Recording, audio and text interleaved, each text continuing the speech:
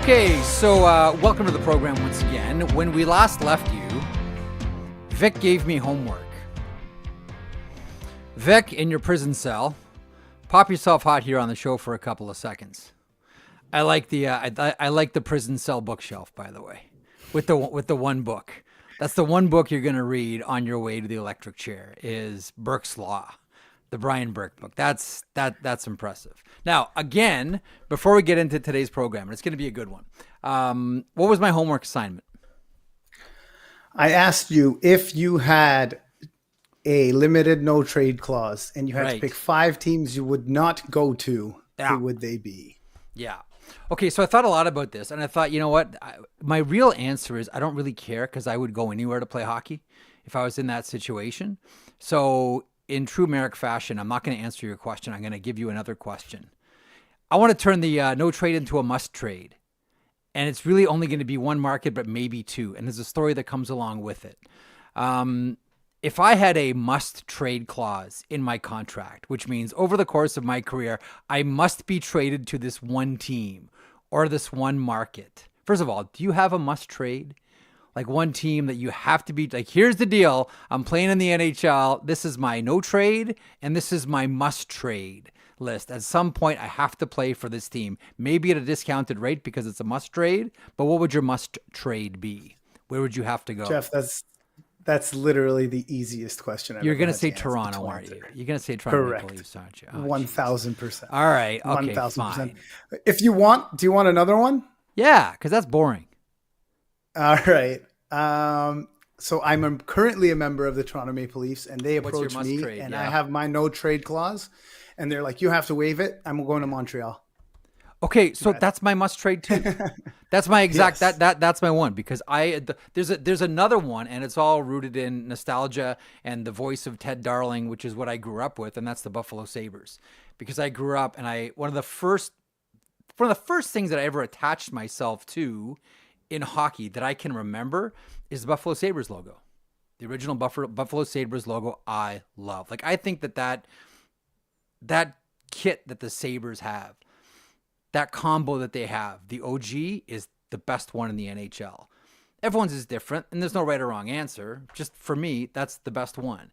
And the thought of pulling that sweater over my head and hearing the voice of the late, great Ted Darling in the back of my mind, with all due respect to all the other play-by-play voices that have come since, to me, he's the best. And that's all just rooted in nostalgia. But to me, it's got to be Montreal. I can only imagine what it feels like to have that Saturday night experience in Montreal every single week. I love everything about it.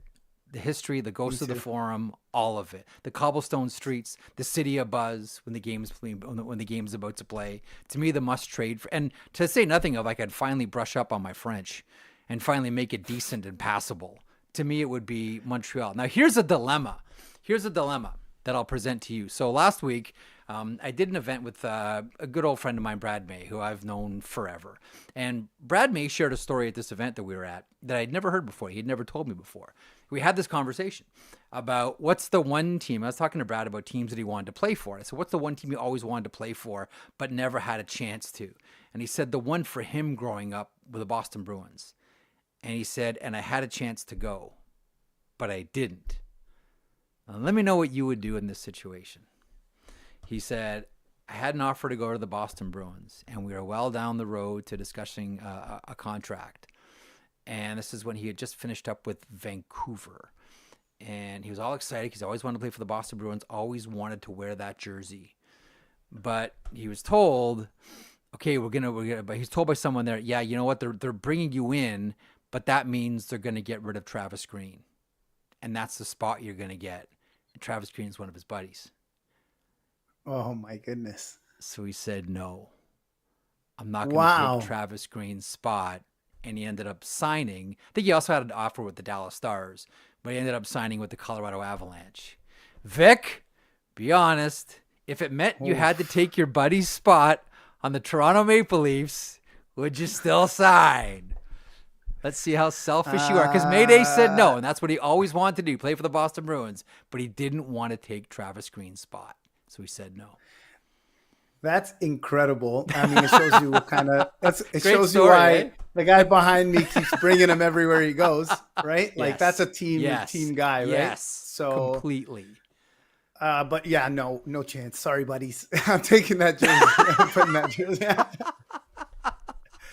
That's party of one, Vic, party of one. All right, with that, we'll get the show rolling here.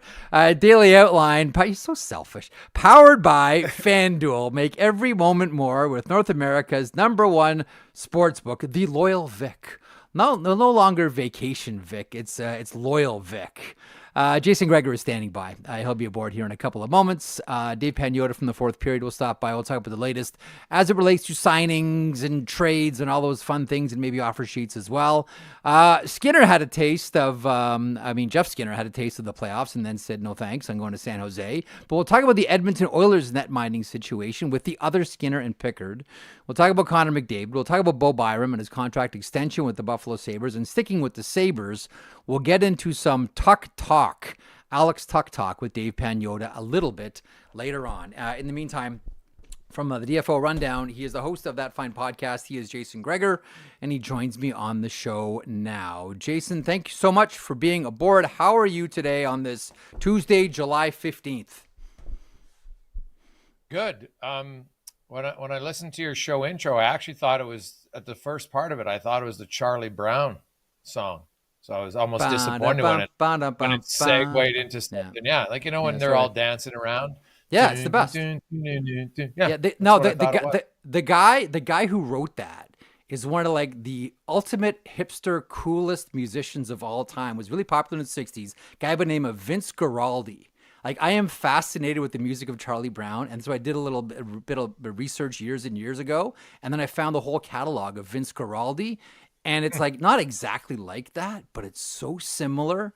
And if you like the Charlie Brown music, you will love Vince Guaraldi. Anyhow, I'm glad you took me down that, and now I'm going to load up Spotify with Guaraldi songs after the podcast goes off the air today. Hey, Gregor, if you were in Brad May's situation where there's a team that you always wanted to play for, but it meant that you were going to take your buddy's spot on the team and he was not going to be part of the team, what would you have done? Because Mayday was in that spot with the Boston Bruins and Travis Green, and he said, I can't do that to my buddy. I'm going to Colorado. Yeah, well, I probably would have called my buddy first and said, hey, here's the situation. Yeah. What do you think? Because you probably want to let your buddy know that he's not wanted where he's at. Well, I mean, and then maybe I wouldn't go there anyway, but I would let my buddy know what's going on.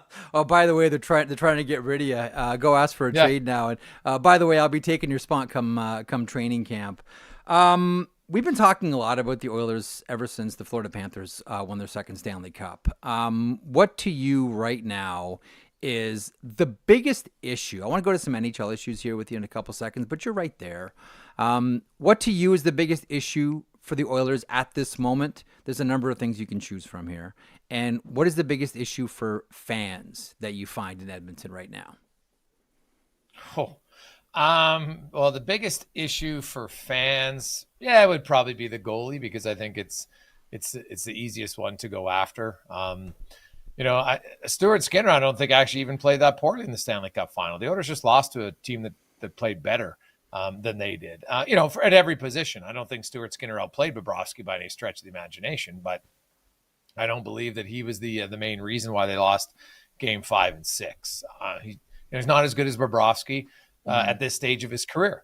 Is he better than Bobrovsky earlier on? Who knows? We'll see. But if I have to say the biggest issue for the Oilers, I'm actually going to go off the board here. I think the Oilers organization right now, and really in their room, I think they're a very serious group, and you can't win the cup in October. You can't win it in December. You can lose it by, having a terrible run, and they haven't done that. But I wonder just sometimes if they ever really have any fun, right? They're such a serious group. And I think that there's so much internal pressure to win now because they've lost twice. And I understand it. You don't want to lose twice, obviously not. But I would say the biggest issue for them is being able to exhale a little bit and enjoy the process rather than always every decision you make thinking that it's all about June. It is, but you can't take, it's a step every year to get there. You don't just get to jump to row 20 and start the playoffs. You got to do everything along the way. And so I would say that that's to me the issue. That is a really interesting answer, because we've seen situations. Listen, Blake Wheeler has talked about this openly, and we used to talk about it before when him and Mark Scheifele ran that Winnipeg Jets room. And look, they ran it hot.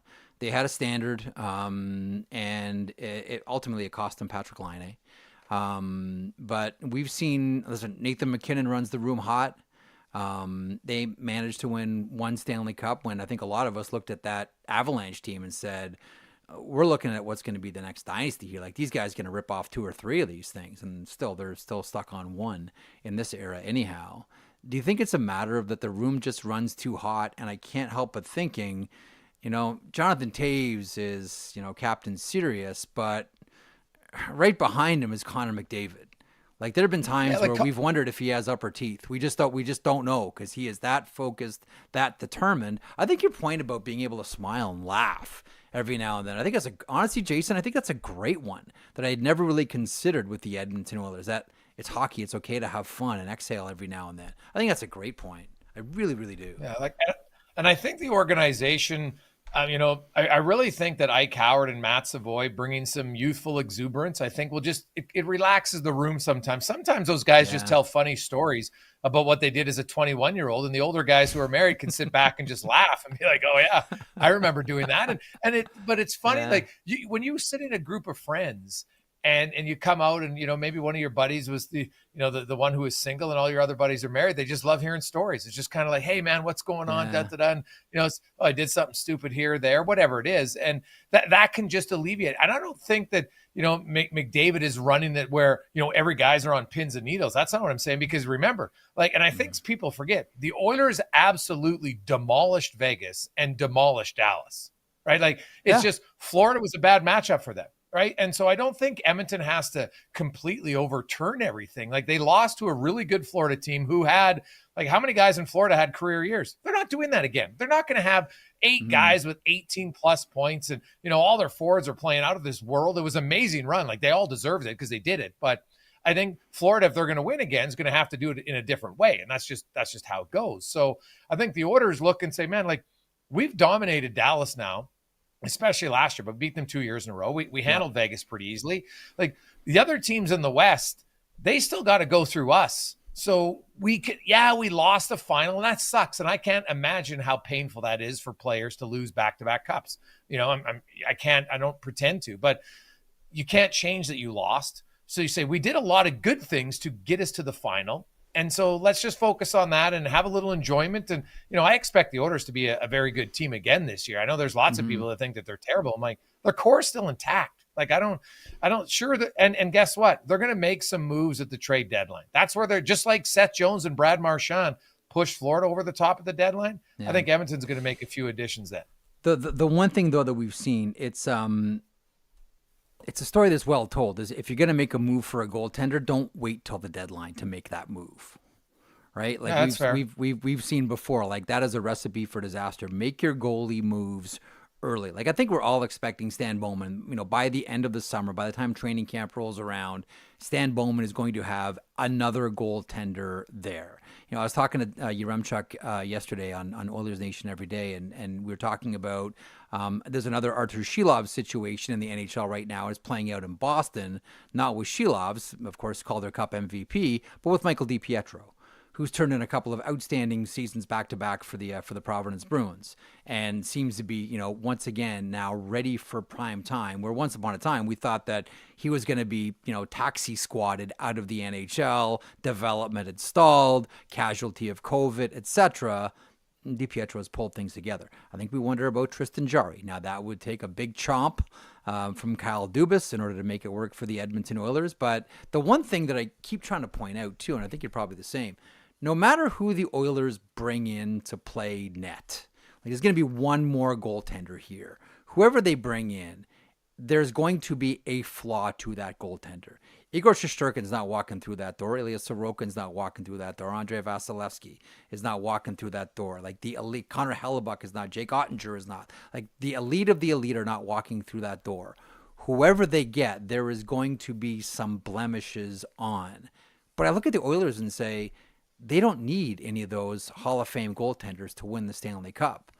They just need to get a goalie that's going to give them one more save than they got last time. And I'm with you. I don't think Stuart's, like, we tend to forget how good Stuart Skinner was along the way until the Stanley Cup final hits. But no matter who they bring in, and maybe you have a couple of names in the back of your hip pocket, no matter who they bring in, there's going to be blemishes on them. Like for me, I begin there, Jason.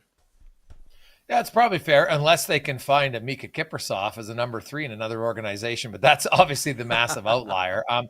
Another name that I think to watch for is the New Jersey Devils and Dawes in New Jersey. I think he's another goalie that's now waiver eligible, and I think there'll be a lot of teams looking around there. Maybe you make a trade. Like if you're Edmonton, you're second last on the waiver wire. So do you really want to go for the waiver wire? If you're Stan Bowman, you might have to, call the GMs of other teams knowing, hey, you're sending this guy down. Well, hey, I'll give you a pick. Now I'll give you a late pick. It's not going to be a high pick, but it's going to be better than nothing, because that's what you're going to get when you put him on waivers. So, I could see that. Now look at Pittsburgh. You mentioned they got Silovs. So is Blomqvist out? Is he going waivers? No, I think Blomqvist is getting a lot of time next year. I think he's the one that I think it's going to be Blomqvist and Silovs. That's why I wonder about it. I think Jari's going somewhere. You think it's going, okay. Well, that's very possible he might be. But let's say he doesn't. Well, now what are they going to I guess they could always just put him on waivers and no one's going to claim him because he's got 3 years left at 5.3. So someone wants to take the contract. I just think there'll be other goalies available. And I know the Oilers added a goalie coach now. And Pete Aubry will come in. And it's a short off season again for Edmonton. And I've talked to goalie experts because it's not a position that I claim to be an expert on. I've learned a lot talking to them over the last 7 or 8 years. But you look at some of the things that Stuart Skinner does. There's certain things you can't change. He's got a narrow stance, and that's just genetics, physical. That's not ever going to change. But you can look at him, and he probably spins and over rotates a little bit too much. So that's something that you work on. And I know he has worked on that more, some training stuff to strengthen your core and to hopefully control that a little bit. And because the thing is, Stuart Skinner in Knobloch's first year came in. He started 50 games. Under Knobloch. Knobloch was here for 69. He led the league in wins. He was 4th in goals against. He was 8th in save percentage. He was 7th in goals saved above expected. Like, he was really good. So, he has that capability of it. He also has the capability to lay an egg. And so I think when they lay an egg, they want it to be more of a robin's egg rather than like a T-Rex, right? So I think that's kind of the difference that they're looking for. Just a little bit more consistency in his game. And they say this country has no poets, ladies and gentlemen. Jason Gregor. Outside of the goaltending situation with the Edmonton Oilers, one of the things that I think a lot of people found interesting, curious, Paul Coffey no longer on the bench. How'd you receive that news? Yeah, I wasn't surprised by that, to be honest. Paul was kind of a year by year. I do know that his back was giving him a little bit of problems standing on the bench all the time. I think, Paul came in and no one can debate that he helped change the mindset of some of their defenders. He challenged them and said, guys, I just want you to make plays. I don't care if you're Evan Bouchard. I don't care if you're Vincent Desharnais. You're not just now. Sometimes you have to go off the glass and out, but I want guys to make plays. And so Edmonton improved there. I think it came down to, a variety of different things. I think it was the coach kind of wanted to have his own choice on who he wanted from guys he worked with. I wasn't sure how 100% Coffey was, all in. If you're going to be a coach, you got to be 100% all in. So I think it was kind of a multi decision between all sides here. And, like Coffey was old school, Jeff. He didn't do a lot of video time with his defensemen. He did most of his coaching in game and talk to them. He was really into kind of the mindset, a lot of guys, and just try to help build them their confidence more than anything. And like when the odd times when he did show video, he was just showing them, here's all the plays you make, to try to remind the player, like, you're good. Because sometimes too often it's like, see what you didn't do? And he's like, no. Let's show what you do. This is what you're capable of. So when I want you to come around the net, I want you to make a play, not just, hot potato it. So I think he helped like Bouchard and Nurse and those guys in different areas. And now it's Stewart will come in, and I think there'll be some tweaks a little bit in what they do. The biggest tweak's got to be their penalty kill. It was, it went from the best arguably ever in the NHL playoffs to the second worst all time. So that wasn't a good switch from one year to the next. But I think that was a lot of personnel Jeff. Desharnais gone, CC gone, Ekholm gone. That's 3 of their top 4 defensemen in the 24 playoffs who weren't there. I know Ekholm came back for the final, but he was a shadow himself. Does Nurse last Edmonton question for you, Jason? Does Nurse have to play with Wallman? Does that have to be a lock? Well, Wallman's decent on the right side, but ideally they get a right defender. And Darnell Nurse has just got to find a little bit more consistency in his game. And when he's on, he can do things and can be very good. But then when he's off, at times he wants to say, well, it's not my fault. So I think there's got to be a little bit look in the mirror and say, I'm going to take any of the errors on myself and I'm going to hold myself to a higher standard because he skates very well. He's big, he's strong, he does a lot of things. But yeah, who Nurse plays with it shouldn't be at this stage of his career that he needs a certain type of guy. He should be able to excel in his own. And then, but I don't think like Kulak, he's better off as a left defenseman, right? Wallman, I guess, if you're going to move a lefty to the right side, he's the best option. Yep. Okay. Are you on the Anaheim hype train? I know it's a lot of points to make up, but are the Anaheim Ducks a legitimate wild card threat now? Now, of course, McTavish doesn't have a deal. Dostal doesn't have a deal yet, but still, these are all restricted. And we don't think that Pat Verbeek is done here necessarily. Are you on the Anaheim train? I like the Ducks. I do. I think, they've obviously been at the bottom for a time. And it's as much as I like the Ducks, Jeff, I look at recent trends in the NHL. And in each of the last 3 seasons, you've had at least 3 teams from the previous year at 100 points not make the playoffs. So you look at 100-point teams last year and you say, okay, well, based on previous history, a few of those teams are going out. So somebody's got to replace them. Now, Vancouver in the West is an option for sure. But after that, like the Ducks, I don't mind the Ducks because I really like Dostal. And you know what? He's an RFA. He'll get his contract here. I'm not too worried about it. Same with McTavish.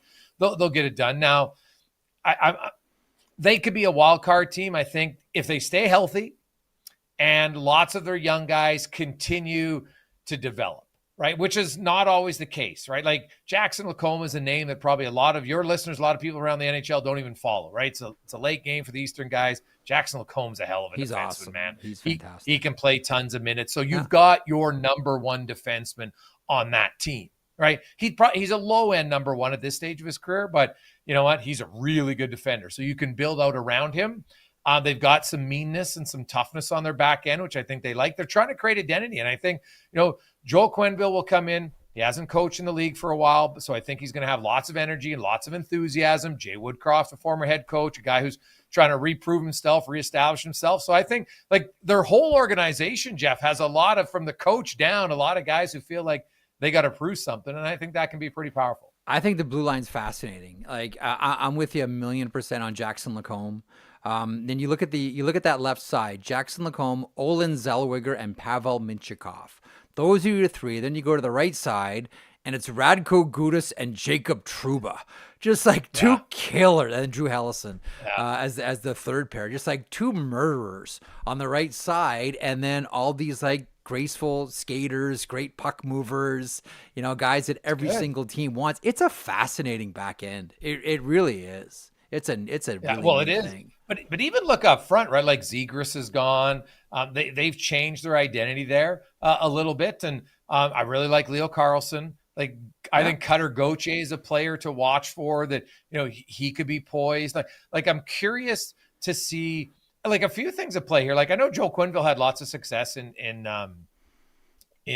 Chicago. There's no doubt, but that's a decade ago. Right. So can you manufacture that again? Now he doesn't have to have cup success, but can he help them get to the playoffs? Right. That to me is and I think he's smart by bringing in a younger assistant coach who obviously left the NHL not the way he wanted in Edmonton. So it is a fascinating organization. But yeah, Jeff, I have them as a team.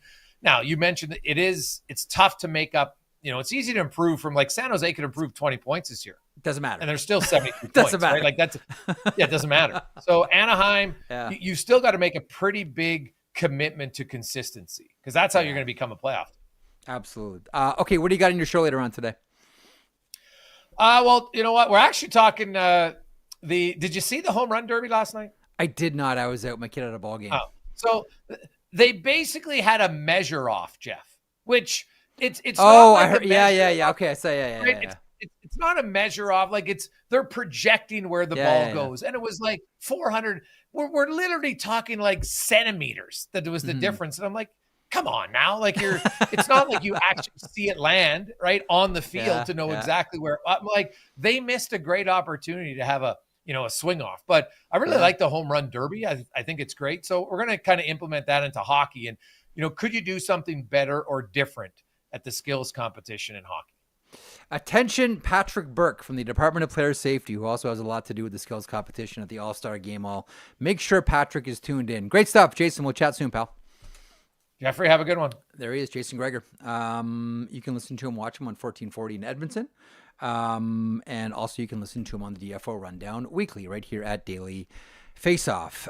In the meantime, this next segment brought to you by Simply Spiked. You've heard a lot of us talk a lot about Simply Spiked, and for good reason. Summer is here, hanging out in the great weather with great friends. You want that feeling to last forever, don't you?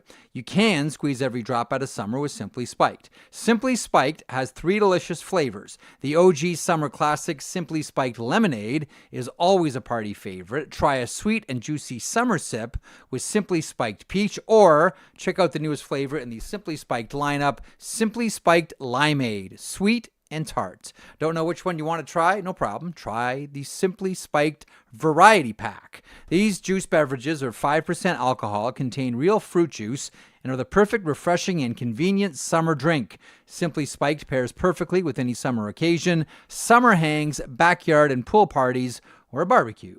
Simply Spiked launched in Canada in 2023 and has been bringing the juiciness ever since. Pick up Simply Spiked at your local liquor store for your next summer hangout. Must be legal drinking age. Please celebrate responsibly. With that, we'll bring on from the fourth period our good friend Dave Pagnotta to talk about all things happening in and around the NHL, just things that we don't see or necessarily hear of. First of all, Dave, it looks like, much like my producer Vic, who looks like he's in a prison cell. Where are you right now?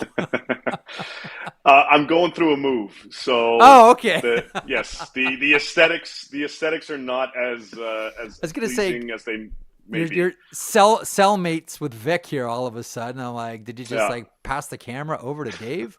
Okay, I want to clear up a couple of things, but right off the bat. First of all, so how much is the contract for Alex Tuch? They haven't talked numbers yet. Let's clear this up. Clear this up. Yeah, so I reported last week, preliminary talks have started. Now, yes. I try to, as best I can, differentiate or try to explain the differentiation between talks and negotiations. Yeah. Negotiations haven't started yet, but both sides have relayed that they want to get a deal done. They'd like to get to the finish line on this at some point, and that they will get to numbers, term and dollars in the not too distant future. But the Sabres want to get him locked up. Tuch is interested in sticking around long term as well. So they're going to get to the nitty gritty and actually get into negotiations. But I would imagine that's eight and a half in that range per year. Something, Jeff, something like that in that kind of landscape. But they need to have that part of the conversation, and that's what's coming next. Right. And, Buffalo is once again an interesting team. It's one that, the playoff drought is the big story, and that one's well told. They lose JJ Peterka. I think a lot of Sabres fans were underwhelmed at the return there. I'm trying, like every year, Dave, I say the same thing. I was mentioning the Sabres off the top of the show. Like I go back to the French Connection and the voice of Ted Darling. I always say, I just want the Sabres to be good. Like, their fans deserve it. They have great hockey fans there that don't just show up when the Sabres are playing, but for national games. Like the Buffalo market audience is always big. Like, great hockey fans there. And you just want something to have some stickiness finally. But I look at what they've put together again so far, and it's more similar than different from a team whose story is playoff futility after playoff futility. Am I missing something here? I think, a little sentimental for me too. Like the first ever NHL game I ever saw, it was Montreal against Buffalo at the Forum in Montreal. Oh, no way. Way back. So I think it was late 80s. Adams going division. back to that. So I've always, division, baby. I've always had, and then for like 5 or 6 games in a row, my dad would get tickets and it'd be always against Buffalo for some reason. Right. But look, yeah, that market's overdue, long overdue. You feel for them that there's a ton of frustration there. I think they're almost out of the you don't want to be here, we don't want you here kind of mentality. And that's, Dylan Cousins, they make that move. They bring in Josh Norris. Peterka, they pull that trade off. I don't mind the return. I like Kesselring. I think he's an underrated defenseman. I like what he's going to bring to that blue line. And Josh Doan, mid-6 kind of player. We'll see what he can get to. So I don't mind that return under the circumstances. And then Byram. What are they going to end up doing with him? He gets his 2-year contract yesterday. Does that help facilitate a trade, knowing that portion's taken out of the way? I think it does, Dave. I think I really do. I think that all of a sudden now that question has been answered, and now you're Kevin Adams. You can, because I believe that there's a feeling internally that the blue line is too young, and that they've spent too long with too many young players here, and they need some veterans in the top 4. They need some older guys in the top 4. And even with that, I mean, and you mentioned, they moved up Peterka. You mentioned earlier, they're looking for top 6 as well. So if they can even move out Byram and bring in somebody to help stabilize that top 6, that's something that I think they would like to do. But again, you've gotten out of you dealt with the Cousins situation and you handle that at the trade deadline. You deal with Peterka now. You've dealt with Peterka now, Now you're dealing with Byram. Tage Thompson's locked in. Dahlin's locked in. Power's got the long-term deal. You've got presumably Tuch, who wants to stick around. So you've got the foundational pieces. Now you've got to find the right complementary pieces to go along with that and expand on that foundation. This isn't you're not happy here? Well, too bad. We were just going to tough it out and lose again. No, this is, all right, we've got the pieces that we feel can make up for the guys that didn't want to be here. Now we've got the foundation down. Let's add to this. Let's add some more layers and bricks to this whole thing, and let's build something positive finally for once. There's a reason why they brought in a guy like Jarmo Kekalainen into the management side to help Kevin Adams along the way, to help build whatever it is that they're going to build, out in Buffalo. But I think this Byram thing is the last kind of item on that particular agenda. Yeah. And then, but whatever the return is, it's going to be to benefit this club now and in the future, not just exclusively looking at future assets. If they pull off future assets for this, Jeff, they're going to flip that because they want immediate pieces. For me, maybe the answer is the New York Islanders to this question, but who's the most interesting team to you right now? Combo of them and Pittsburgh. Just because Pittsburgh's got so many different pieces that they're willing to move out. And for me, that's really intriguing because I like that kind of stuff. So I'm keeping tabs on that. The Islanders have my curiosity more so than anything, just because of what they did, what they pulled off. I like the Heineman ad as part of that Dobson mix. Yes. A lot, yeah. That's a really good ad for that club, and it kind of fits the mold of that group a little bit in terms of what we've seen the last few years. But you're bringing in a younger piece that can really work. I don't mind the Drouin addition at all. Him and Duclair are best buddies. You're getting somebody in there. There's familiarity for him that'll help ease him in. Obviously, him and Duclair and Patrick Waugh had a little patching up to do, and I think that's settled. Mm-hmm. Pajot's name is out there, but they're not, desperately trying to move the guy. I get, if I can interject it, I don't get the sense that they're going to move. I think they are going to ultimately move Pajot, but I don't think they're going to do it until Cal Ritchie gets like 30 games in the American Hockey League. Like I think when he's ready, then they pull the trigger on that. That's how it feels to me. Give the kid 30 games with Rocky Thompson and Bridgeport, and then pull the trigger on Pajot. There's no hurry. There's no hurry whatsoever for the Islanders. No, and that's the message they've been relaying. Teams have been calling, or were calling closer to draft and all that. But Darsh's message has been, sure. I mean, you want to blow me out of the water, I'll do it now. Otherwise, I'm happy to hold on to him and see where things go. If the season progresses and he's with us, then he's with us. Hey, do you have a thought? Just because this is the team that just took Matthew Schaefer first overall, I'm getting the sense now that this idea of the decentralized draft is something we better get used to, because we felt there was going to be one and done. And the conversations that I've had the last couple of days with people, teams are really comfortable not spending this money and having the comforts of doing everything from home, which I was told this morning from someone. The seeds were sort of planted, during the COVID drafts when everything was done, obviously, and nobody traveled. I really get the feeling that this is something that we're going to have to get used to here. This isn't like we're going to plug our noses for 2 years and then go back to it. I think this one might be here to stay for a long time. You get that sense? Yeah, deep sigh. For me. deep sigh. Because I think you're right.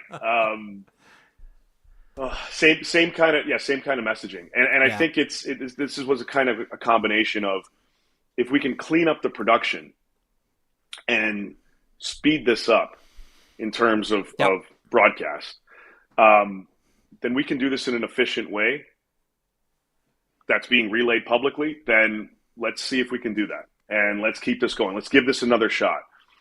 I don't mind that hockey house that they built, where the guys are hey, welcome to the team, with their new GM and all that stuff. Yeah. Just keep that separate from the national broadcast. You want to add that to your socials, and I think that was part of the discussion after the fact. Yeah. You want to add that to your team website. You want to add that to your team social networks. Sure, post that up. But for the purpose of the broadcast, I mean, that killed like an hour and a half of trying to finagle that in. If they can enhance the entertainment value while allowing some of that content to go exclusive on social channels and digital, then I think they're very comfortable in keeping this going beyond what now is going to be next summer. And this is also the other thing that the league and Steve Mayer, who runs the whole thing in the events department, they were waiting for this so that they can now plan next year. There have been different cities and markets that are interested in hosting, but they never really had those conversations. I think that's going to start basically now that they know what direction this is going to go in. We'll see. I've heard Detroit wants to get in there. I heard Colorado wants to get in there in terms of Denver. Montreal. I think the whole league. That may change. Maybe everyone might go back to Montreal based on how. Just do it at Montreal every year, as far as I'm concerned. Montreal's the best. But I have awesome. That Montreal bias. The other thing that I was sort of sussed out over the last couple of days. One of the issues is price point, and teams are spending a lot of money bringing the whole circus to town. So here's what I was able to put together, Dave. There's one outlier who would spend somewhere in the neighborhood of $1 million. Now, I don't know who this team is, but I was told this is an outlier team. Like, the million is nowhere close to what everyone else is spending. No. The lowest I heard was $100,000. Most teams are between $200,000 to $500,000 for how much they would spend. Essentially, bringing the whole act, the whole ensemble to a new town. Is that sympathetic with what you've heard as far as price points go? 400 was kind of like the average across the 32. I'm hoping that 100 is the host team. That's low. Yes, and the million was the outlier high, and the 100,000 was the outlier low. Yeah. Ooh, that's I was under the impression that 400 is kind of the happy medium across the board. Mm-hmm. And I mean, you multiply that by 32 teams, it's a big chunk of change that teams don't want to spend, and that's you're saving a little bit. I mean, from the player side, of the union side of things, you're saving a little bit of dough there too, because that's part of HRR overall when we equate it all. But the biggest thing out of all of this is entertainment. If the broadcast is entertaining and the other elements kind of prove to be entertaining as well, like those GM interviews, keep that separate from the national broadcast, all the other stuff, then I think the league is comfortable moving forward with that. Whereas, obviously, I mean, you heard Gary talking about it. This wasn't our idea. This was the GM's. Yes. They wanted it. Trust me. We all caught how Gary wanted to make sure that no, not my idea here. This is not the way that the commissioner wants to do this one. No chance. Yeah, no. Here, you know what? Here's one. Every chance he got, he would say that. Oh, yeah. Totally. And I can understand why. Here's one. And I throw this out here, Dave, knowing full well it will never happen.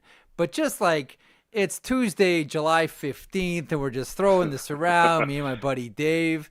What if the NHL just said, if you want to stay home, stay home. If you want to come, come.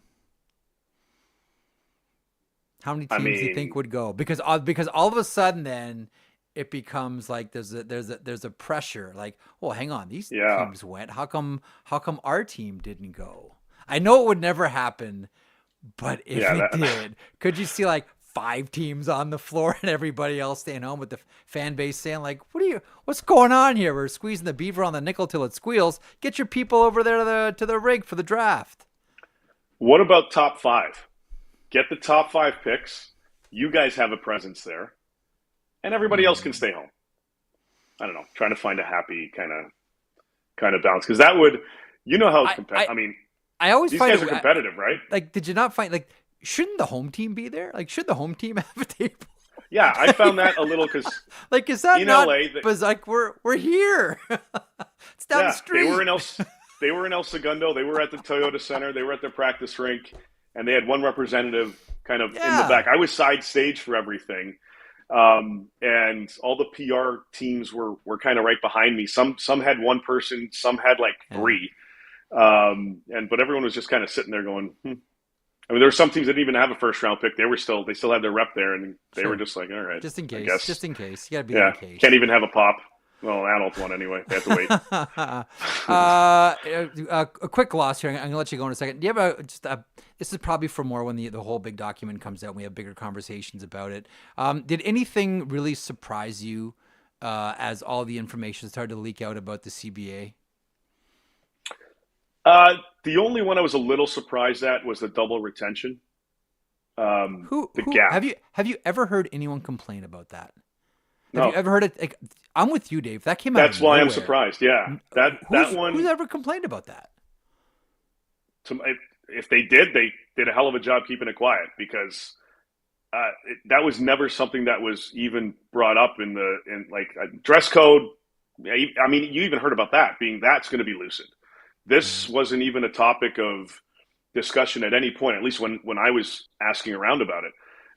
75-day regular season gap or time period between retaining on twice on a player's contract. And I haven't read the or at least I don't remember the exact language, and maybe you have it, correct me if I'm wrong, but I think that includes the off season, right? Like if someone gets traded and retained now, they still have to wait 75 regular season days. Regular season days. They're very sensitive. I can recall this coming out of 2005. One of the things I asked Bill Daly about the salary cap, and I asked him, how would you feel about the idea of cap cash? You ever heard this concept, cap cash? So let's say the Buffalo Sabres and you're going to be $5 million shy. You could trade that $5 million cap cash to another team that can go $5 million over. All the money gets accounted for anyway, and it's all split 50-50 down the middle by way of linkage. But the NHL is very sensitive about anything that resembles cap cash. Yeah, they don't want that because that's in their mind.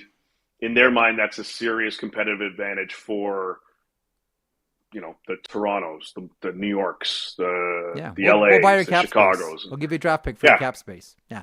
Right. Yeah. They don't want to deal with that, especially now that they've tried to figure out this playoff cap balance situation, LTIR and all that stuff. Oh, it's all fun. Take the CBA to the beach, everybody. Enjoy your summers. Dave, thanks much. Right. As always, best of luck with the move. I know moving always sucks, man. Good luck. Good luck to you. I have yet to meet the person who's had a good move. So I wish the best for you, pal. You be good. Thanks, buddy. See you later. There he is, Dave Pagnotta from the fourth period joining us here. Yeah, I haven't heard anybody complaining about double retention on a trade. If anything, it's just a way to facilitate something that fans love, and that is more trades.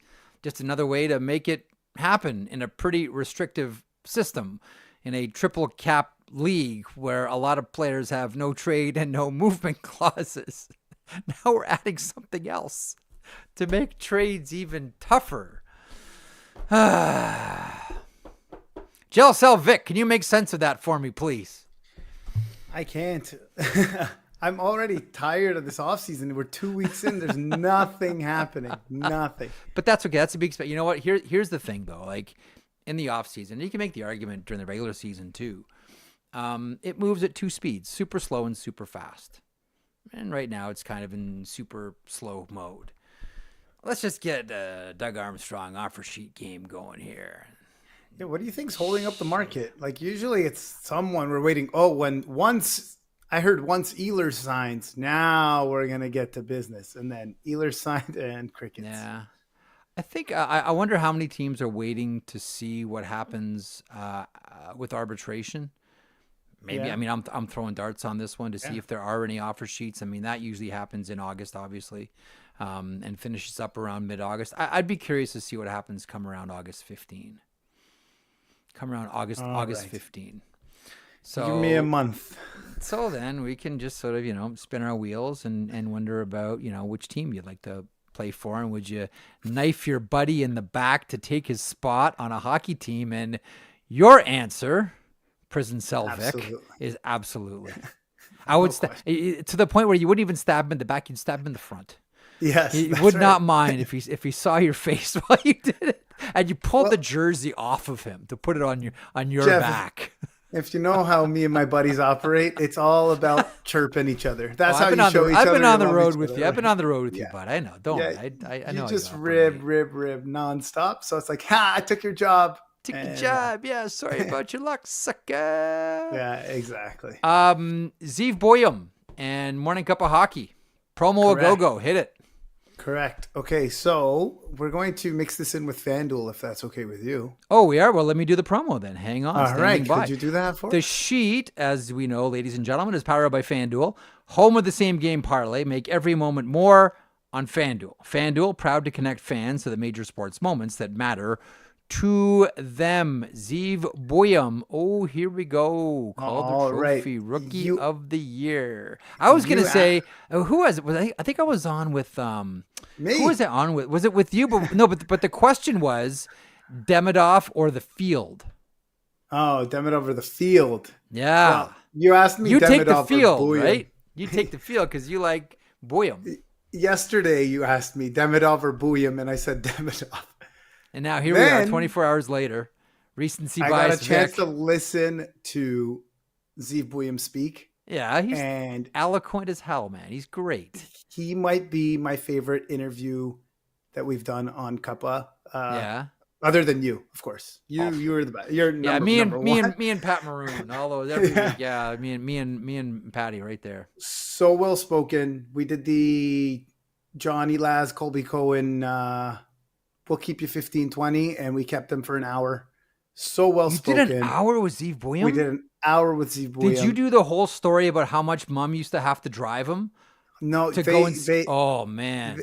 They talked about McKenna, NCAA. They talked about his career, how hard it's been, or how cool it is to start your season in the playoffs, which is your career in the playoffs, which is crazy to me.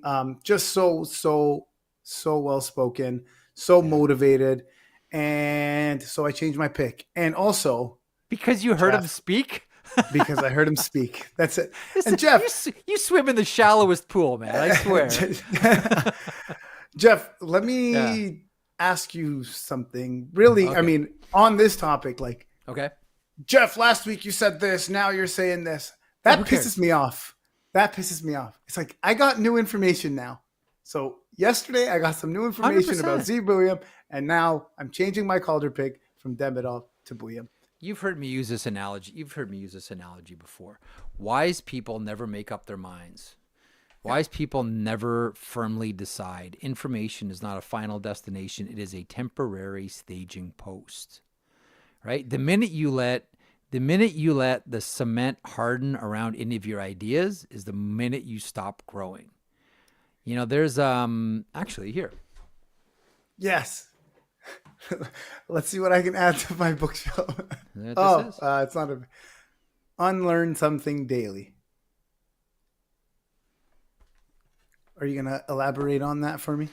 So the man of the university, that's an old Taoist saying, the man of the university learns something daily. The man of the Tao unlearns something daily, which means take every single day, take everything you think you know and unlearn it and keep your mind open to different possibilities. I look at that every single day and remind myself, don't make up your mind. Leave your mind open for different possibilities. No one's got it figured out. I don't have it figured out. You don't have it figured out. Brian Burke in that book behind you doesn't have everything figured out. As long as you're in the process of unlearning something daily, you're always going to learn something. But the only way you can learn something is if you unlearn something else first, right? The overflowing cup cannot have anything added to it. Unlearn something daily, Vix, which is why I'll bust on you for like 24 hours. Now, I will look at you and say, hang on, because of an interview, you're changing your Calder pick? Yep. Dubious at best, but okay. Just promise me you'll listen. I know you will, but promise me you'll listen. Oh, I'll listen. Oh, of course. There's so many times during the interview where you're like, holy crap, how is this kid 19? How is he only 19 years old? It's insane how well-spoken he is. And we say it about a lot of people. They have a future in media. I mean, I'd be shocked if he's not hosting a podcast when he's all said and done. I mean, whenever that is. He won't be able to take the pay cut. By the seriously, he's such a natural. Who so wants good. That pay cut? Yeah, I remember talking to him last year at the combine before the draft, and he was one of the kids that blew us away, mainly because of his story and the story of the parental sacrifice. Yeah. I mean, I know all kids have that, and you don't get that far without a lot of other people sacrificing their lives for you, most notably your parents and grandparents, etc. But his mom is the star of that family. His mom is the I was reading about some crazy drives and stuff, right? Every single day, that drive that she made, and he goes out of his way to talk about it. But listen, I love him. I'm really. I thought he was going to go even. That's one of those picks we're going to look at years and years later and go, Minnesota got Zeev William where? Yep. Are you serious?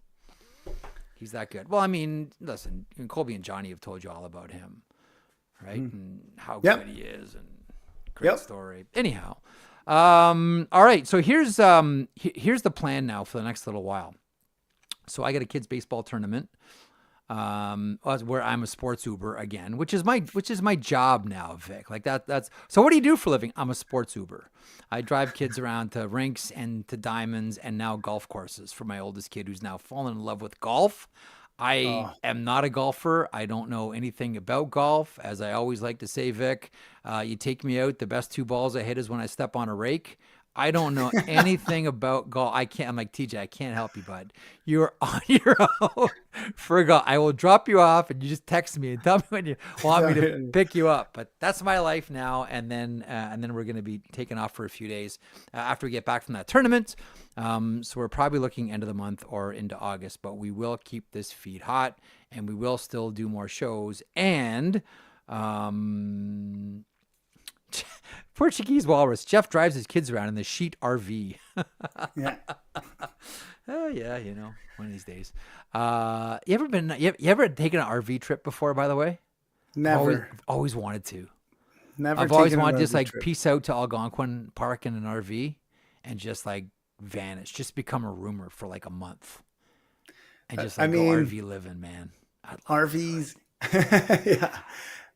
I mean. So you'd go to Algonquin, that's your spot? You know why? Because the drive wouldn't be that long. Although, I could totally see myself doing. I'd be totally down to go into like Wyoming. Every time I talk to Bobby Holik, he's always like, yeah, you got to come down. You got to come down. It's beautiful. And one of these days I'm going to take him up on the offer. I could see myself doing that.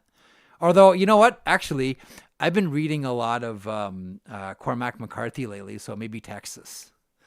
Yeah. Maybe like take an RV, like I'm reading No Country for Old Men right now. So maybe like go down to Texas, like around the border. No offense to anyone that's listening from Wyoming, but it has never crossed my mind to visit Wyoming. Like it's just never been on the radar. That's all I'm trying to say. Maybe it's just more of a comment on me. The older I get, Vic, the more I'm way into 2 things: silence and open space. I'm but getting before there. it's just like distraction, cats and laser pointers and activity and noise.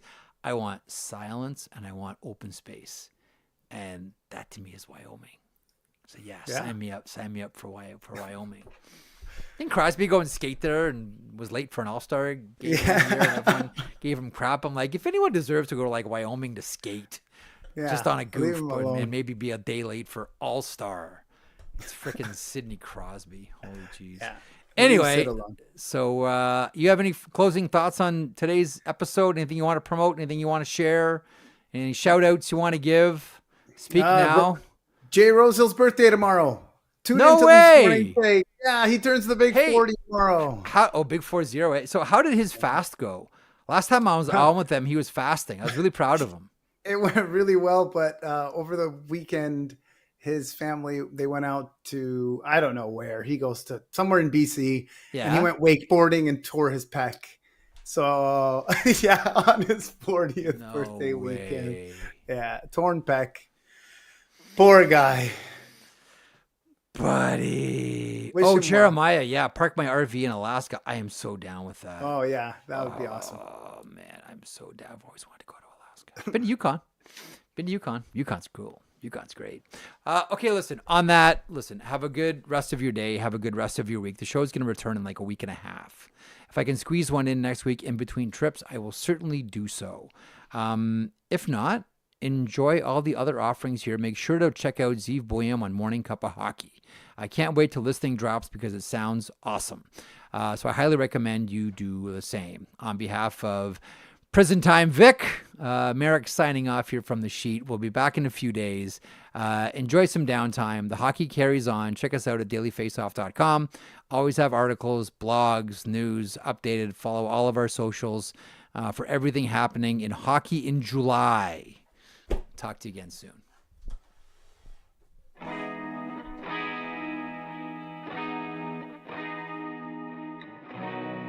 If you enjoyed that video, and we certainly hope that you do, please hit the subscribe button right there here at Daily Faceoff. I will put this lineup up against any hockey lineup anywhere. It all gets underway at 9 o'clock Eastern with Morning Cup of Hockey. That is Johnny Lazarus. That is Colby Cohen. Then at noon, it's DFO Live. And then 3 o'clock Eastern, The Sheet. Get caught up on everything in hockey.